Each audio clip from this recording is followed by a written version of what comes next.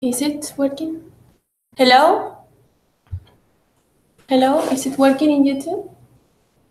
We are supposed to be. I'm checking.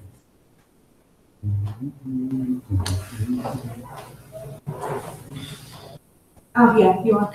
Okay, hello everybody. Sorry for this delay. We are having today Rune Rattenborg from the University of, first Durham and now Uppsala, who is talking us about cuneiform inscriptions online. Yes. Thank you very much. Thank you. Thank you, Paula, and thank you all for coming. Let's see, am I standing over here? We could try to share your...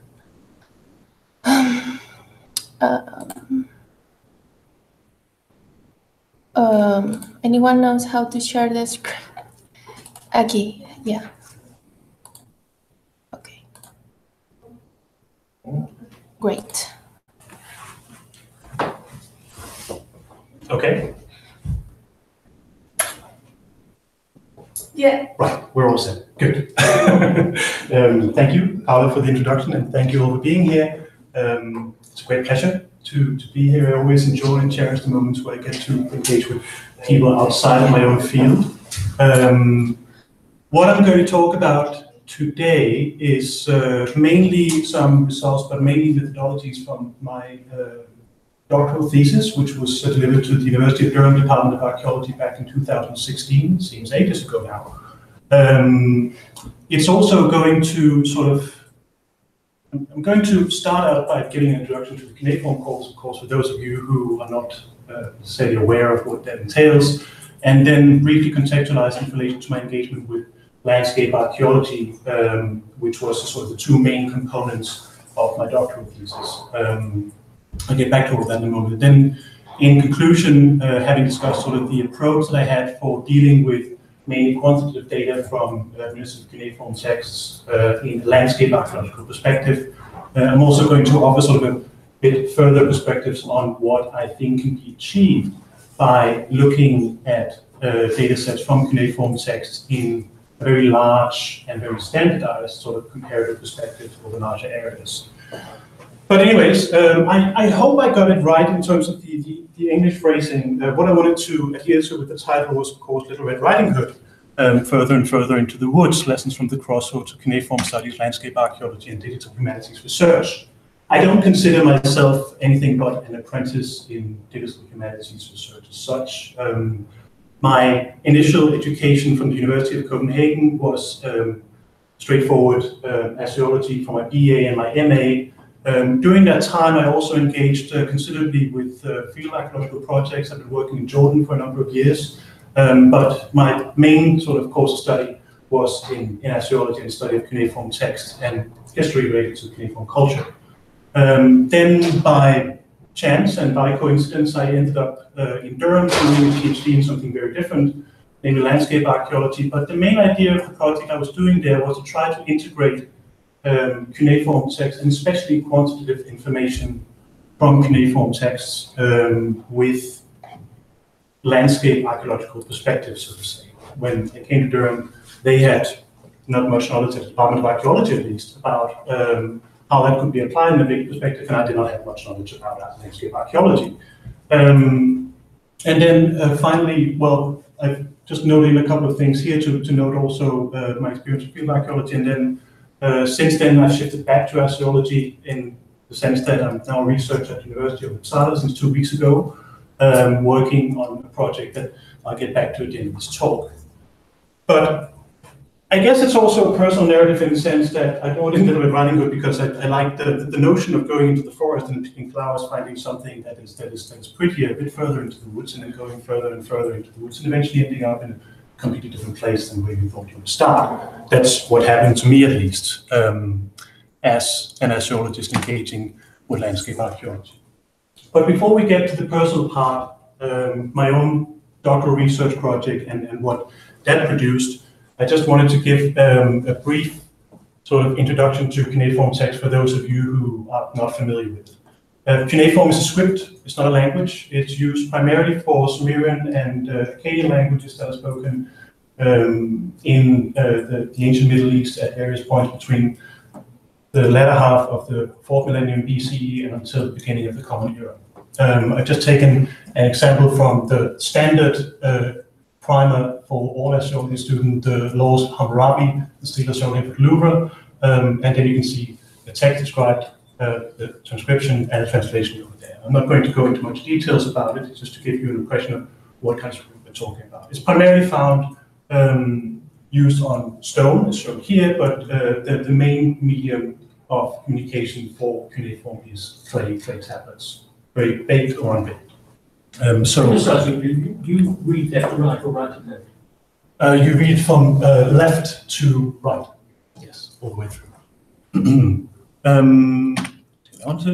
So I'm not going to go into so much detail about the cuneiform script itself, because I also come from sort of combined philological, archaeological background. So what I want to point out here is some peculiarities about the archaeological context and the process of production and preservation of cuneiform texts in an archaeological context, which is quite interesting.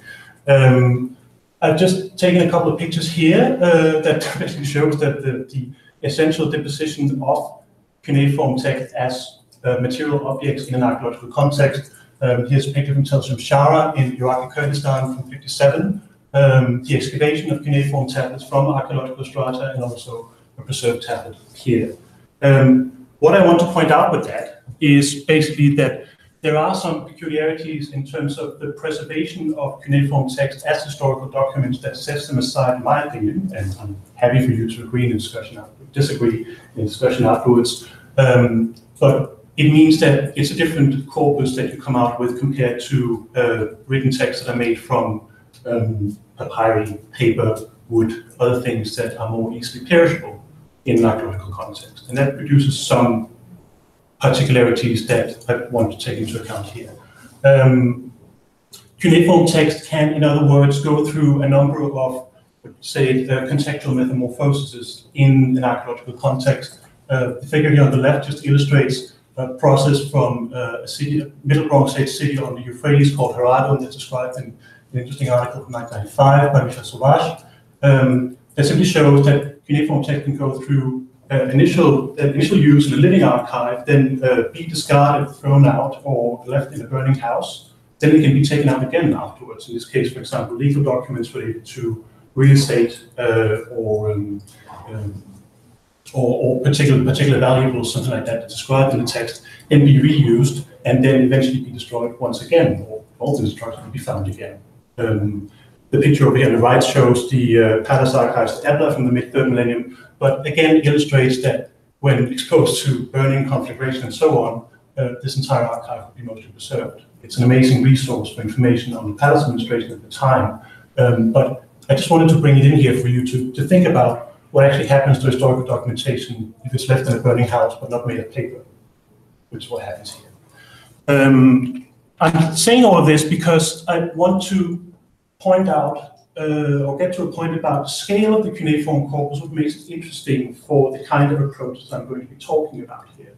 There hasn't really been much research on the actual scale of the entire cuneiform corpus in the history of assyriology. The only article that makes a coherent, comprehensive attempt at it is by Michael Streck from 2010, only published in German, but excellent and should be standard reading for any assyriology student starting out, and also for any assyriologists because it would make them very, very happy. I've taken the basic numbers from the article here just to illustrate. What Streck does is that he is looking at the word count for different corpora of the main sort of assemblages of ancient textual sources, and then ending up with the basic numbers would say that an estimated word count for all Egyptian texts, that means hieratic, demotic, and hieroglyphs, would end up at something like 6 million over 3 millennia. Then if you take Latin in next to that, that's around 10 million for the living history of this. If you look at cuneiform next to that, then we're up at something like 14 million words estimated in the catalog texts. There are also higher estimates. We can perhaps go get that number up with another 30–40%, depending on how you calculate it. And then finally, none whatsoever compared to Greek, which would end up at 57 million. All total calculated. This is just to give you a rough estimate of the amount of written material that we're dealing with in these different descriptive cultures. But it's also to point out that the cuneiform corpus, to my mind, is, first of all, very, very big, and also characterized, as I just mentioned before, by some peculiar processes in terms of its archaeological preservation, which makes it very useful for the kind of analysis I'm going to talk about. Oh, that's the wrong size. Anyways, but it also means, and again, I would like a classicist perspective on this, that the composition of the cuneiform corpus, also to me at least, when I'm looking at Latin or Greek or Egyptian text, appears somewhat different compared to it. This is just a work in progress to look at the sort of composition of the entire cuneiform corpus, shown on the graph here. It's generated from input data from the Cuneiform Digital Library Initiative, which is sort of the most complete, but by no means fully comprehensive, root index for all registered cuneiform text. So it comes at 329,697 catalog entries in this database that are put in here according to genre. What you will see, and what I would argue is also a consequence of these processes of production of text and preservation of texts, is that administrative documentation, that means accounting, lists, issues, receipts of things going in and out, is what makes up the bulk of the cuneiform corpus. And I'm mentioning this, of course, because that's what I work with for my doctoral thesis and I found most interesting. Okay, this is just some brief words on the cuneiform corpus, just to get us started.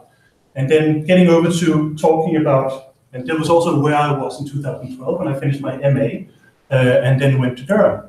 At the time I came to Durham, I had about as much knowledge about landscape archaeology as the two goats in the picture here, and also had committed to what my second supervisor, the late Tony Wilkinson, on our first meeting called a short-term career suicide.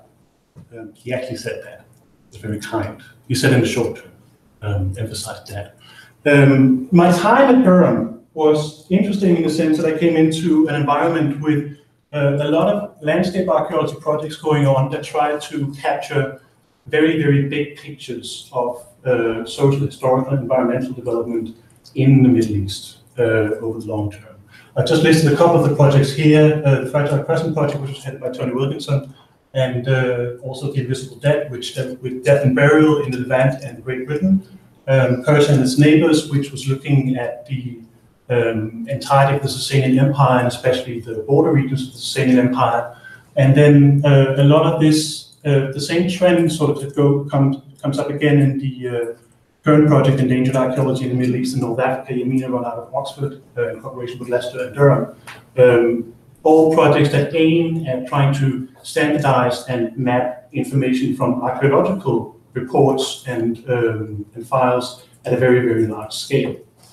Just to give you an example, here's a map from a recent article on the Fragile Crescent Project that illustrates just how many different archaeological surveys the Fragile Crescent Project was trying to take into consideration, covering most of northern Syria and parts of northern Iraq as well.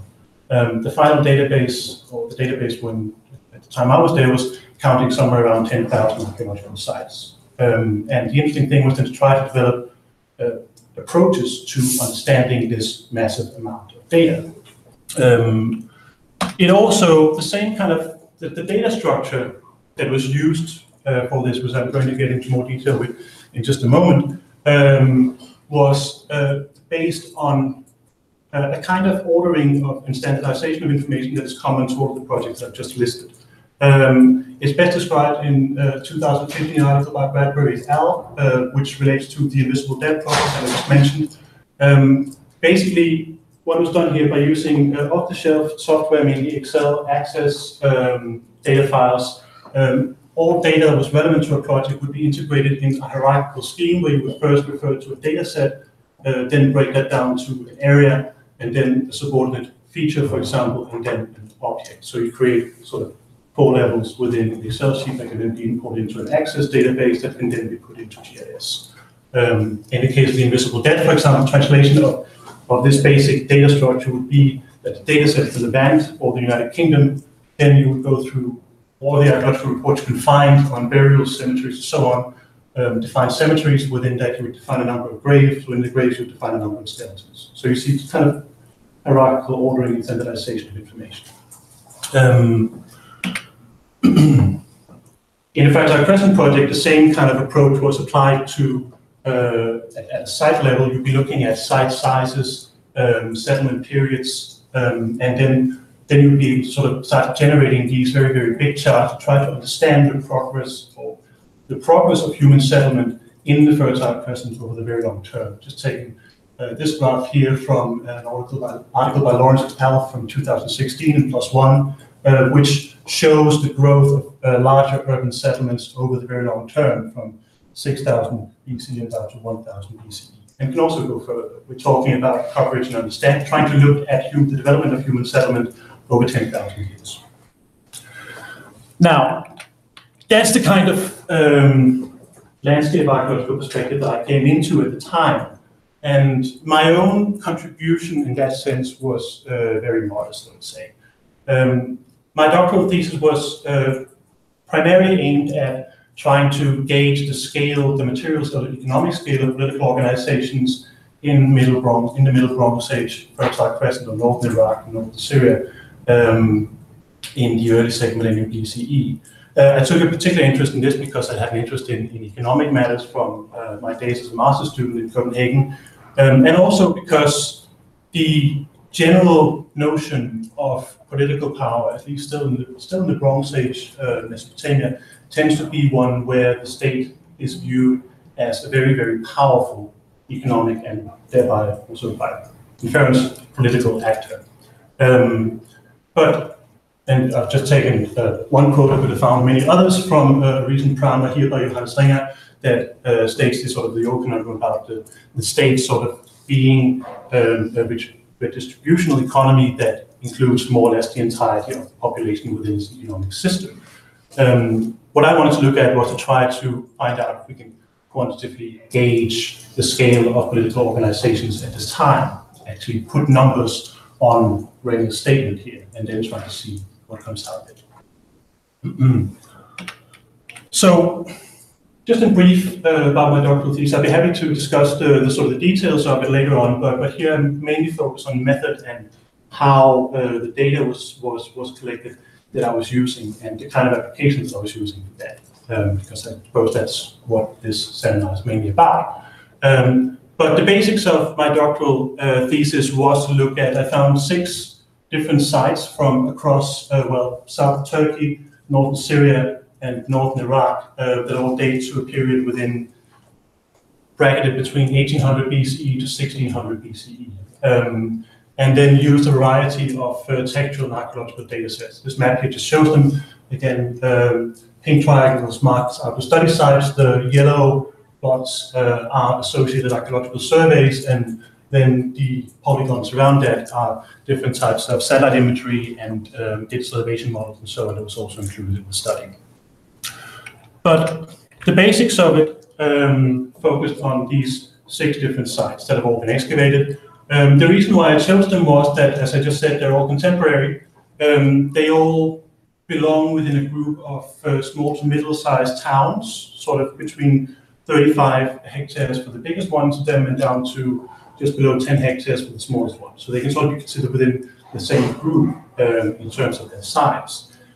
The other thing was that they were all historically from external sources considered local political actors of some significance in their area at the time, from which the Cuneiform archives that were also found there that I was studying relate to. So we had this combined sort of set of units or settlement units of equal size that all have a political organization located on them, and you have cuneiform documentation from all of them, which is mainly administrative in nature.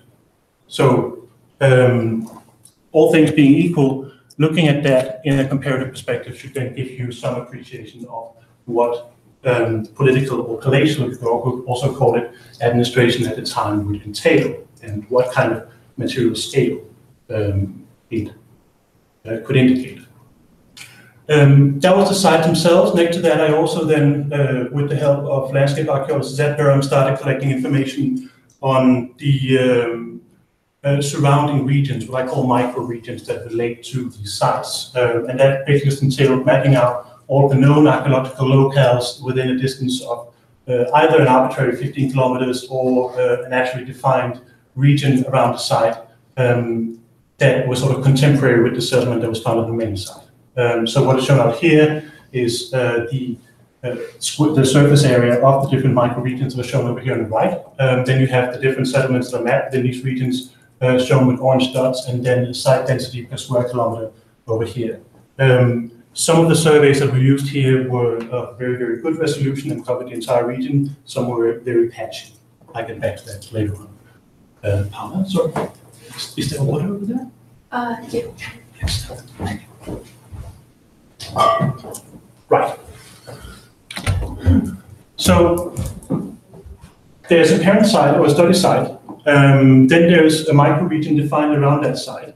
And I'm not going to go into further detail with that because the calculation of demographics and scale, mainly in terms of cereal consumption, for example, are pretty standard exercises in archaeology relating to these different units.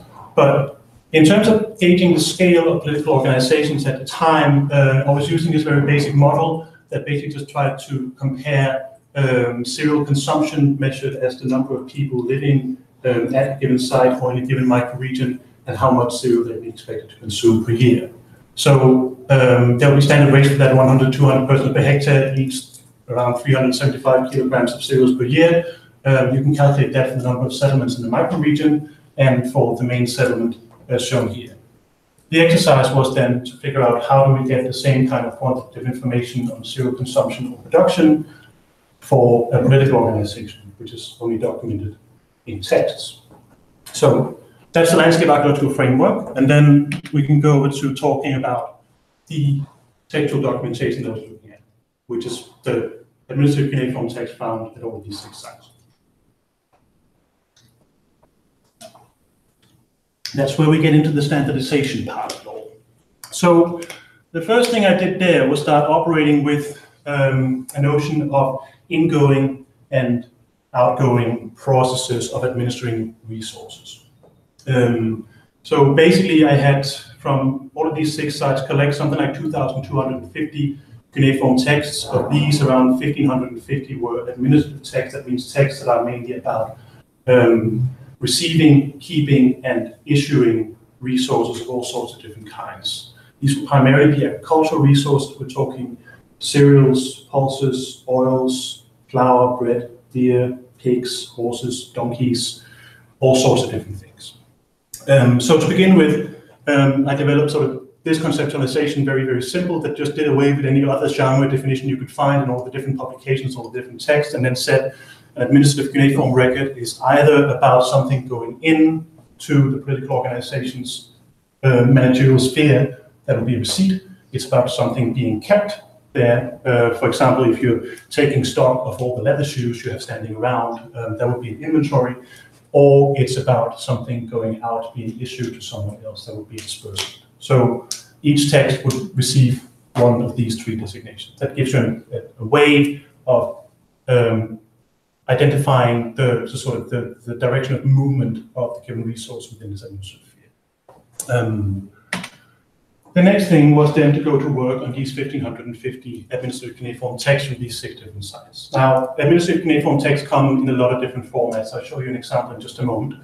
But what I did there was basically taking the data structure that the Fragile Crescent Project, Invisible Dead Project, and other projects from landscape archaeology in Durham had been using, and then trying to adapt that into something that could be used to store and relate textual information. It looks like this.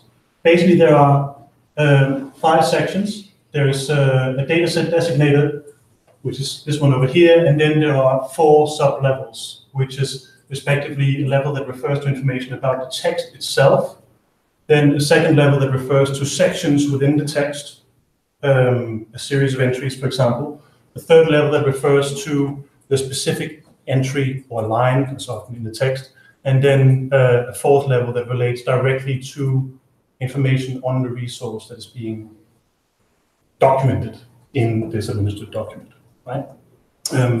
So you'll see an ID identifier code here, ASC 74138 A down at the lowest level. Let me just explain to you how that works. Basically, what that would look like, the initial generation of data would be something like this in an Excel sheet. So you have an entire text, which is labeled ASC 7400.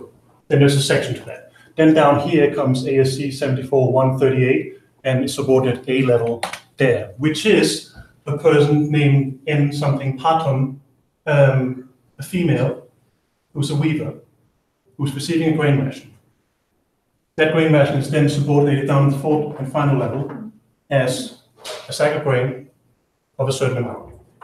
In this case, for ban, which equals something like 40 liters of grain for one's ration.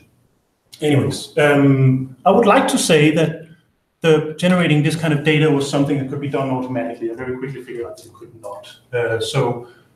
This is what I meant about being an apprentice digital humanities guy. I thought for a long time during my doctoral years about whether data integration from administrative cuneiform text in this way could be automated, but the problem is that a lot of the text I was working with were not digitized, not transcribed. And secondly, also, even if you did develop sort of a program in order to interrogate the kind of information that I wanted to get out of it, the different formats of all of these administrative texts from 6 different sites would quickly render that probably more difficult than it did seem initially. That's what's illustrated here, courtesy of PhD Comics and Mark Tang, a very, very nice computer linguist that I met at Uppsala just a week ago. So let me just explain the details of how we got to that Excel sheet that I showed here just before. Again, if we take the first level, they'll be defining the entire text. Here I've shown it with a ration list that's a disbursement or an issue of grain rations to around 250 weavers in northern Syria in 1775 BCE.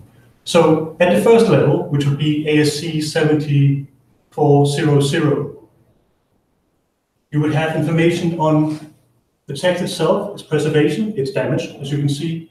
The administrative genre, as an understanding, this is a disbursement text. It's about things that are being given out to people from the political organization's management sphere. The disbursement type, it's about grain rations. And then you would have a date, because that kind of information relates to the entire text. It says down here in the 6th column. And then information on the metrology that's used to measure the grain rations that are being given out, which also says down here, right? Okay, but that's one level. So then if we go to the second level, meaning the section, there will be ASC 7410. Then you have the text is divided into 3 sections. The first one is here, the second one is here, and the third one is starting here. Then you're reading it from the right to the left on the back side and stopping there. So what you have there is then this entire section here with a subtotal and a colophon down at the end that says that this entire section is commanded by a certain person named Ubari. So the transaction is in the care of Ubari as his personal name and his gender. I can't remember if it's he or she actually.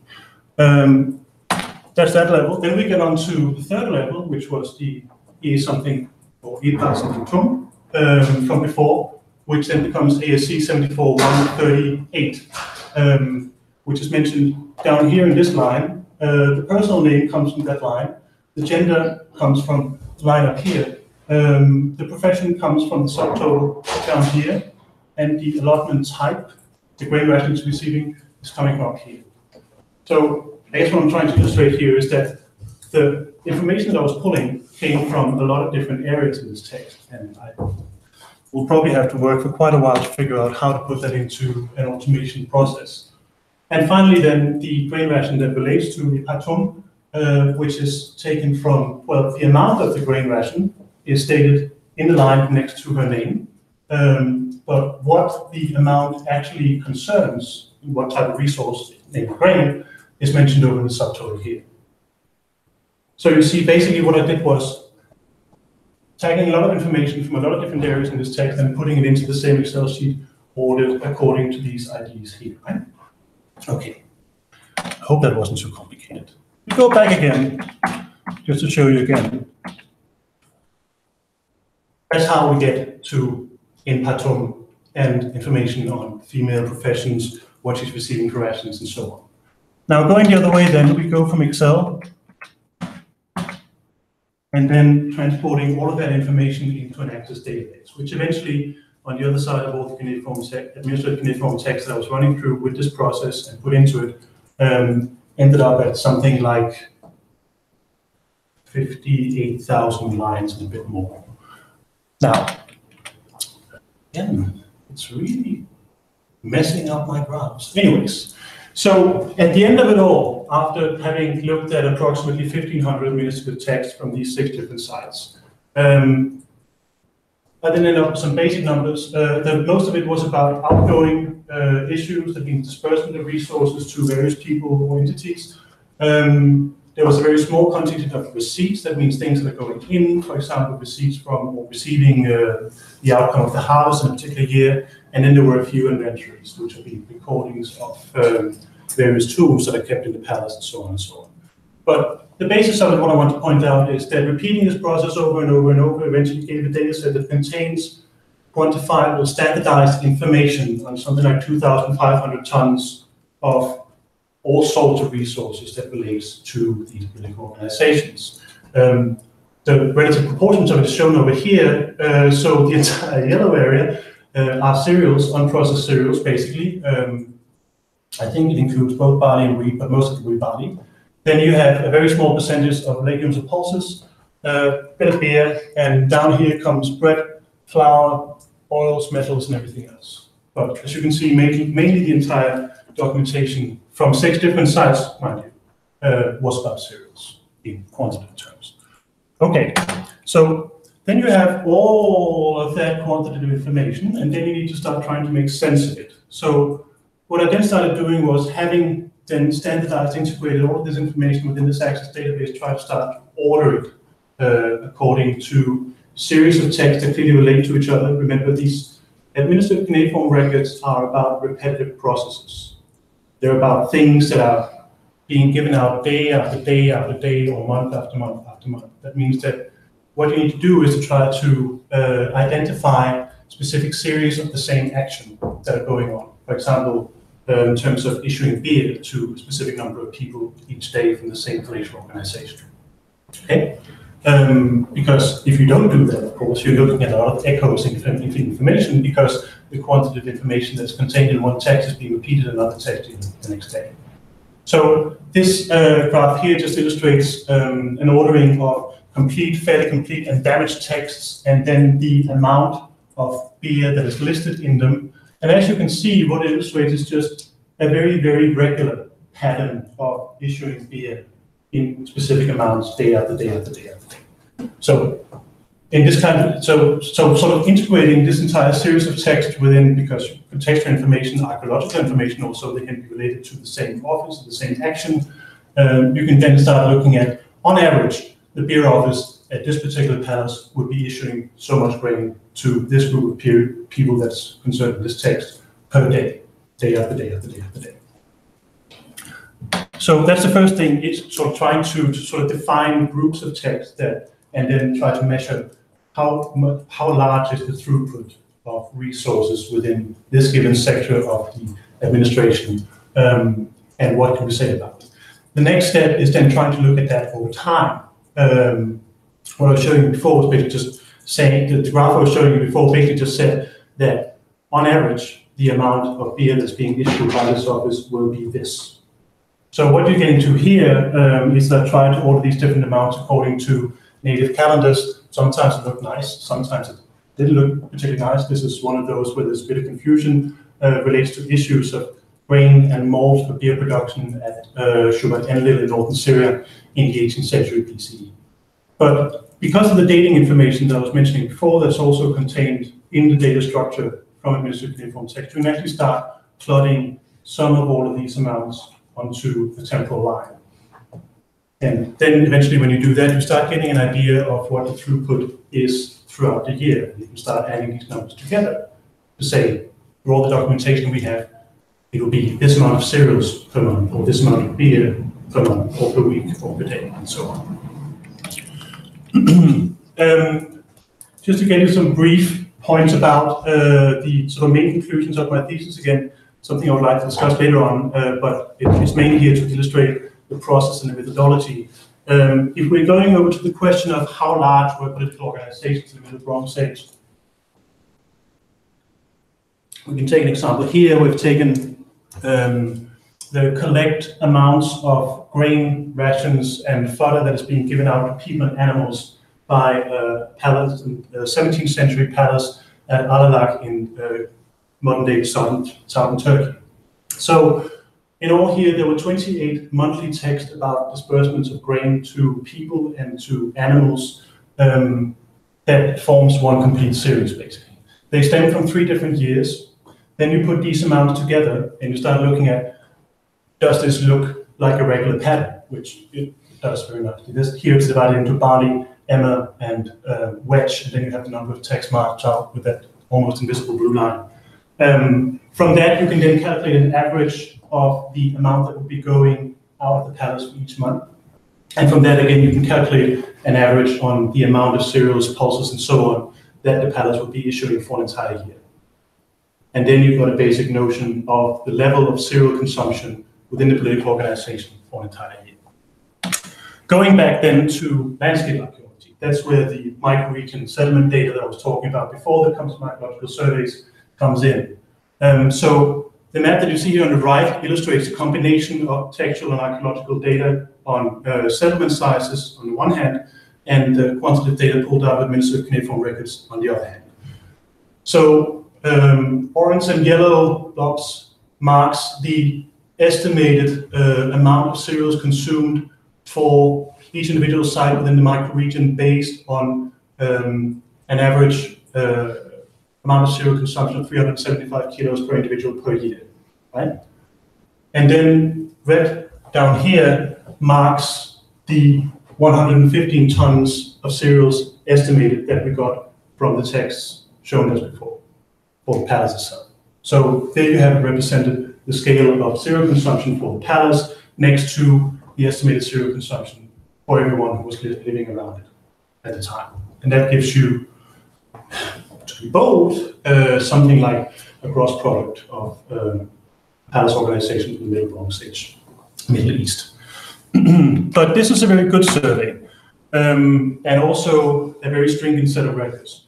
What happens if you go to other places? I was talking before about how administrative cuneiform texts come in different formats.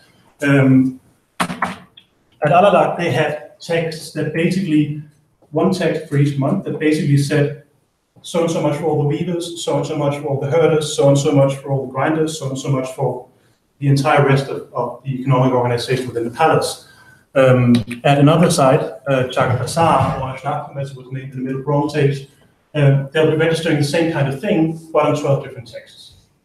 So instead of that, you'll get one text for the weavers, and another text for the herders, and a third text for the donkeys, and a fourth text for cattle, and so on, and so on, and so on. So that gives an entire different format to organize with. But again, ordering the quantitative information in the way that I was showing it before, the Excel sheet, the Access database, you get comparative numbers that you can compare in the same way. So here, the amount of grain from these different texts is marked out according to native months within a specific year from which most of the documentation stem. And then again, you can start trying to calculate out averages of how much cereals would be going out per month. And then again, from there again, how much cereal would be going out for a year. So that same exercise can then be applied to the archaeological survey data from that area, which in this case is pretty scant, and therefore, of course, makes the political economy look comparatively much bigger next to the sites that have been documented. But overall, the interesting thing about this entire exercise was all the 6 examples I was looking at, the level of cereal production consumption came out in a relatively comparable range for all 6 examples. What I've shown here is the internal agreement in the textual documentation. Yellow and orange shows cereal consumption as calculated from quantitative data contained in administrative texts such like ration disbursements, the one I was showing you just before. And then the blue ones show the estimated cereal production that would could have been achieved with the number of plow oxen that is listed in texts from almost all of these palace organizations. And they come out within a fairly agreeable range of somewhere between 100 and 500 tons of cereals per year. So there is sort of an internal agreement in this. We can debate the bar that is completely through the roof over there later on in the discussion. And also, if you look at it in relation to the resolution of the archaeological survey, from which I calculated cereal consumption of the microregion, there's also some fairly good agreements there. So in the case, these two over here, where you have a full and complete survey for the given region, the size of the political organization becomes comparatively smaller, and then it progresses to become bigger and bigger and bigger, because the archaeological survey of the surrounding region, and thereby the number of people that can be attested in the region, becomes smaller and smaller, or of poorer and poorer resolution. So basically all this to say is that the interesting thing about ordering and standardizing quantitative information from all of these texts was that it actually produced a picture of some agreement, also in relation to settlements that were located around it. So if you have a good settlement and you have a relatively good administrative cuneiform record, it looks like a political economy at the time in the Middle Bronze Age would be something like 2, 3, 4% of its immediate hinterland's total cereal consumption. So that was sort of the basic findings of my thesis. But some other things came out of all of this documentation that I would like to take some time to discuss here towards the end. Because I found the interesting thing in getting this kind of quantitative data up to this scale was you can start looking at patterns that you would not be able to detect down the level of the individual text, or 10 texts or 20 texts, where you have to go at a really high perspective in order to capture it. So this is the result of some exploratory data analysis, very amateurish, that I was doing towards the end of my thesis, just trying to play around with all of these little data points of the quantities that were contained in different texts.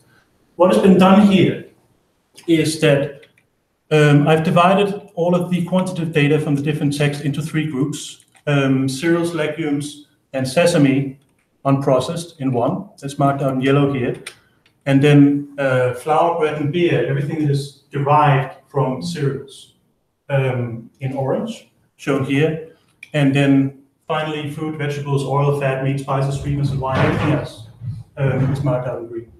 The scales here is ordered in that way that on the horizontal axis, we start the other way. On the vertical axis, you have the full amount of a given resource that is contained in one administrative cuneiform text. So say you have an administrative cuneiform text that in total mentions 200 kilograms of grain. It will then divide those 200 kilograms of grain out on 20 different lines to 20 different people, or 20 different whatever. That's what you see on the horizontal axis. So the total amount of the given resource that way, and the number of lots is divided out into on the horizontal, right? So what you see here is that grain, cereals, those basic agricultural products always, and note by the way, sorry, that the vertical axis is logarithmical, it's not straight. It's important to note. So if you're shown this on a normal scale, all the grain, legumes, and sesame would be up here, everything else would be down there. What it shows, to my mind, is that cereal production, also legumes and sesame, but these are, as you saw before, it's sort of the correct amount of resource that were contained in the database, very small percentages. So most of this is cereals. Cereals always appear in numbers that are far larger than everything else. Derived products from cereals, namely flour, bread, and beer, appear in something that is not commensurate really with the full amount of cereals that are being put out. And finally, both in terms of, mind you, the number of entities that's divided out onto in the text, and also in terms of amount. And finally, you have the same thing at an even more emphasized level with anything else: fruit, vegetables, oil, fat, meat, spices, so on. Things that are more expensive to produce, only involve very small amounts and a very small number of people.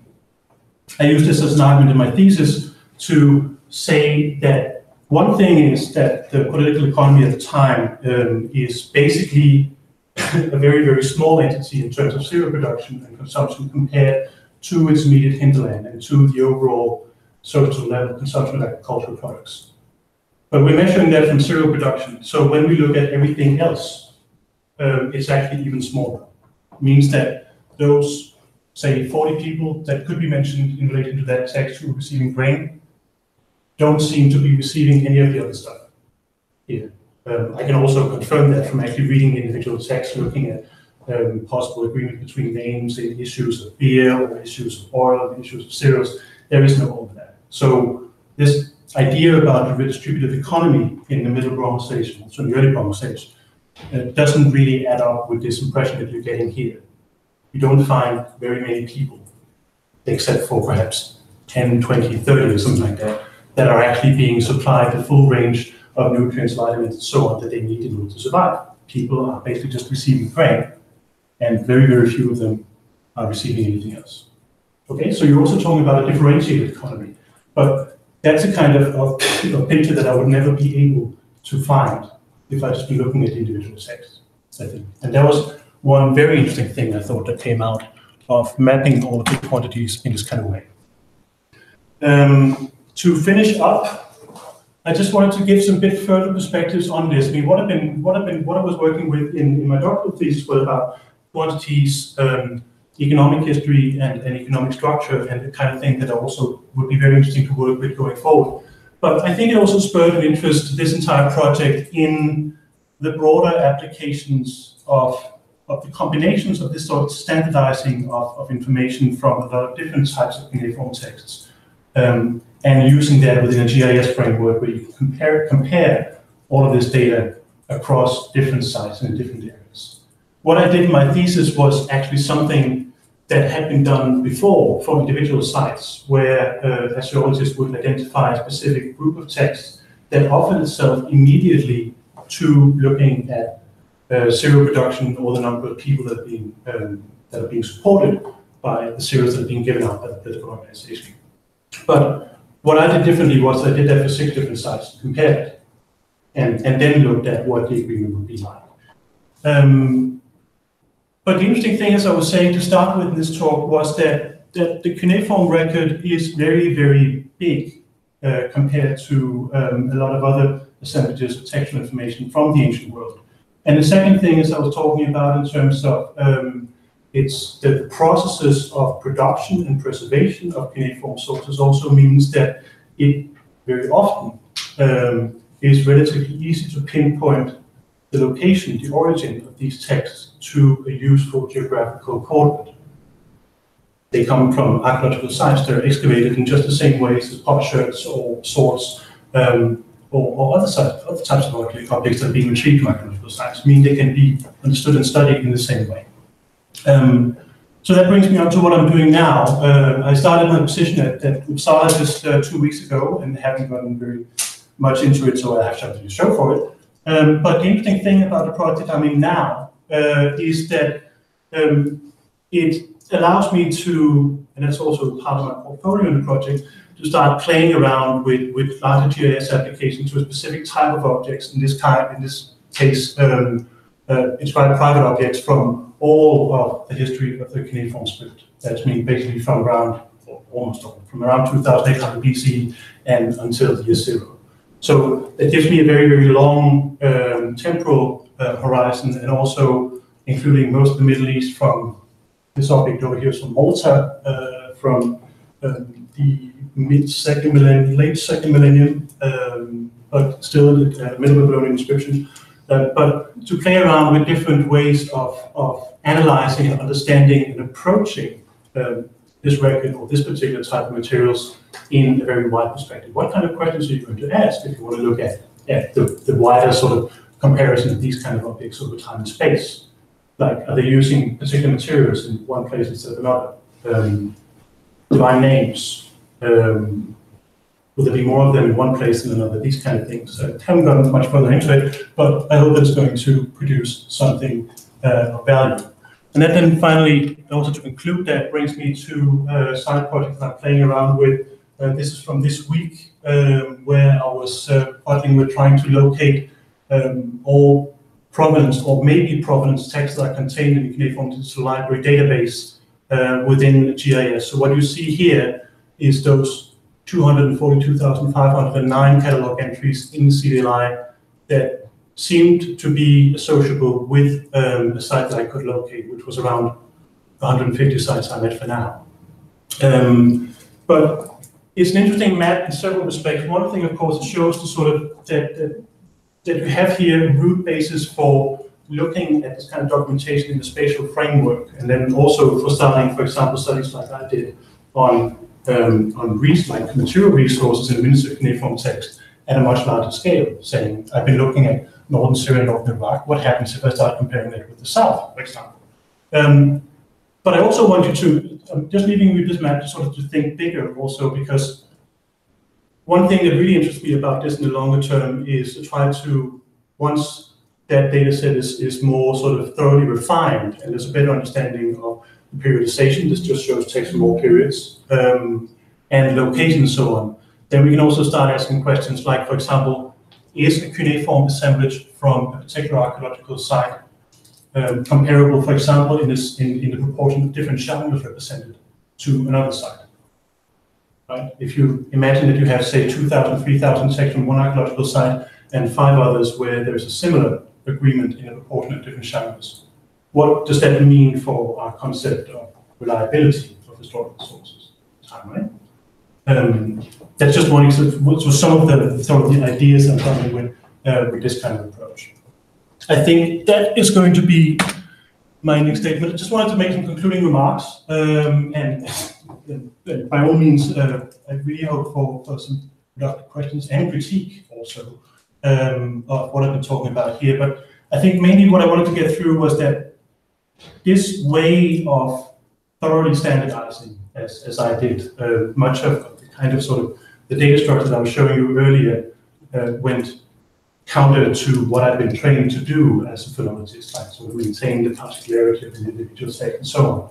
But the interesting thing is that when you standardize and simplify the information this way, you also get to see patterns, as I hope that I demonstrated, that would not be attainable if you sort of go with the individual expression of individual texts, or even just with the definition of genres for individual sites or individual text collections. You have to be much more general than that. But I do think that the approach that I've outlined here sort of suggests, or comes up with some very suggestive patterns of regularity, for example, in the economic documentation. And then, of course, also that brings us on to if there can be demonstrated some sort of regularity in the economic information that I have from an arbitrary collection of texts from an archaeological site, and that there's agreement between different archaeological sites when you apply this method in multiple places. What does that then do to our notion of historical reliability? While I was writing my thesis, a lot of people that I've been talking about it with, especially philologists, would be saying, well, you can't do this, right? Because if you're looking at quantitative information, what are you going to do with all the text you don't have? And my argument as it went on, and as it sort of became more clear, that there seemed to be a very, very clear agreement, I thought, in the quantities and amounts that I was getting out of it, was that I actually think that this seems to be representative, because if it wasn't, they wouldn't look alike, is the point. Tony Wilkinson, my late supervisor, the second supervisor, said at one point, when I was showing him that graph I was showing you before, of the sort of the scale of these 6 different examples and the annual zero productions I was showing there, he was saying, look, if you were doing this and you expected it to say nothing at all, you would have one bar at 5,000 tons, and you'd have another bar at -5, and you would have a third bar at 150. You wouldn't make any agreement at all. But what you have there actually looks like there's an agreement, and that suggests something about the reliability of the textual record that you have there. And then finally, and that's in relation to what the seminar was about in terms of standardization and customization also, that I don't in any way think of this kind of approach as a sort of a replacement for the kind of decent assyriology, I would say, that other assyriologists go around and do compared to me. But I do think of it as a way of contextualizing and thereby improving interpretation that we be doing at the sort of the microhistorical level.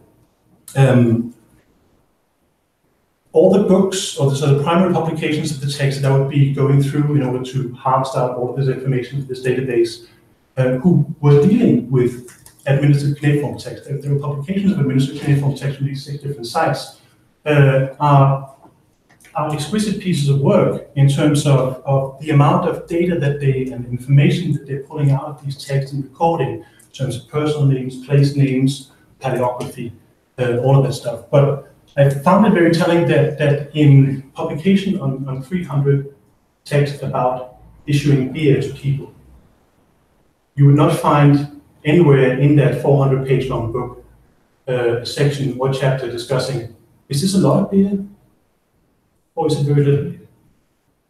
That entire sort of perspective of what is a lot and what is a little in relation to administered cuneiform here didn't seem to be there. And I think my final point is that this kind of study and that kind of approach to standardizing, that kind of information that can be standardized, because not all information can at this scale, can actually provide you with kind of a benchmark or a frame of reference for going into those questions in more detail at the Microsoft. That's my final words. Thank you very much for being with me.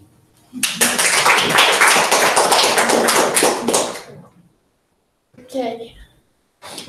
Thank you very, very much for such a brilliant presentation. And let me stop the sharing of the screen so that we can open the question round. If anyone has a question. You need to press stop broadcast.